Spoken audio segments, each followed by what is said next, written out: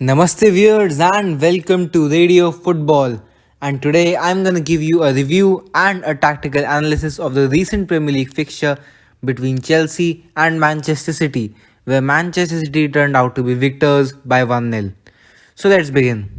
Starting off with Manchester City, who fielded a 4-3-3 formation with Foden as the centre forward. But what was interesting from Pep Guardiola that we saw was a 2-4-4 formation off the ball with the fullbacks Cancelo and Walker joining Rodri and Bernardo Silva in the midfield while Kevin De Bruyne combined with the front three.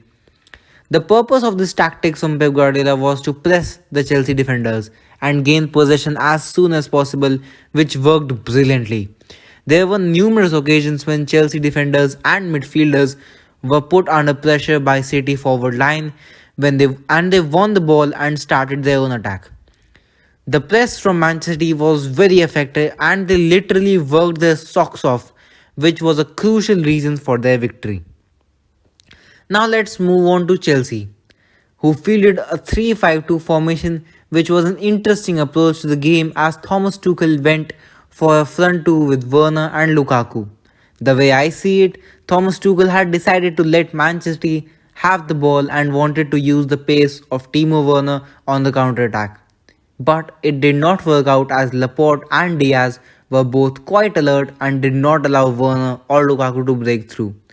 Werner's performance was quite okay, often going to the left side of the pitch and trying to break away, but most of his runs with the ball were not ending in goal chances. A disappointing performance from Lukaku as well, as he could not provide the smooth first touches which are crucial when you want to play counter-attacking football. The conclusions that we can draw from this fixture are that Manchester City are not to be messed about. They seriously are contenders for the Premier League, and even though they lost against PSG in the Champions League, they still are the defending champions of the Premier League, and they showed that against Chelsea that they are not just good on the ball, but they can work very hard and capitalize on the opponent's mistakes as well. Pep Guardiola would be very satisfied with the performance, but there is no time to rest as they play Liverpool on Saturday at Anfield, which would be quite a tough test. On the other hand, Chelsea in this game were bang average and lacked the cutting edge that was needed to break down Manchester City's defense. It does look like Thomas Tuchel's side are not able to break down good defenses and create clear chances for themselves, as we saw when they lost against Arsenal last season 1-0, as well as against Juventus this week in the Champions League.